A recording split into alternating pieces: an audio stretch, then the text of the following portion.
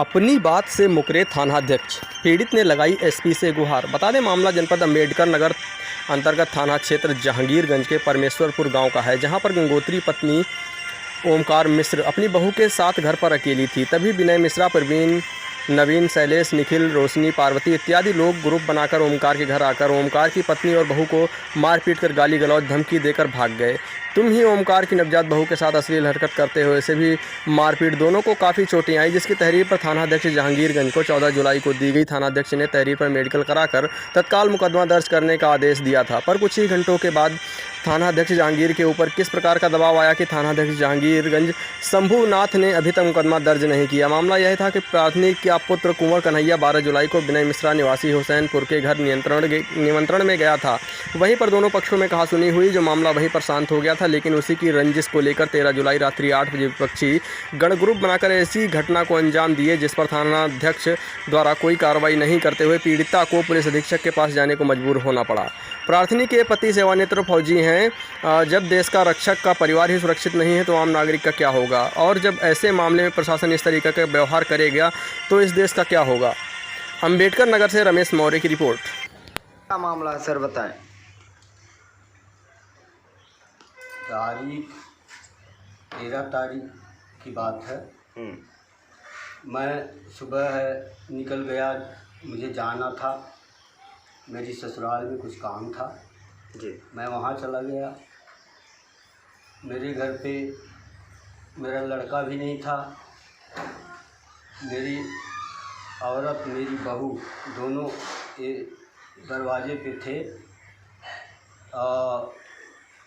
मेरी फैमिली बता रही थी, मेरे आने के बाद ही लोग बताए, ये लोग कि यहाँ से 5-6 लोग थे, थोड़ा अपराधी किस्म के लोग हैं।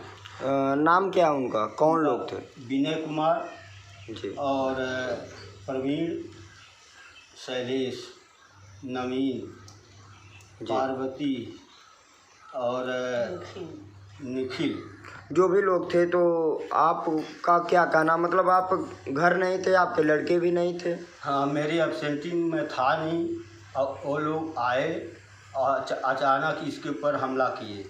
आपके ऊपर? हाँ। हाँ भैया। क्या नाम है आपका? गंगोत्री मिश्रा।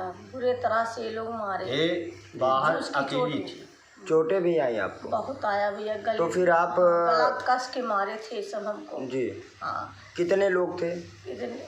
2 लड़की थी और 5 मर्द थे जी।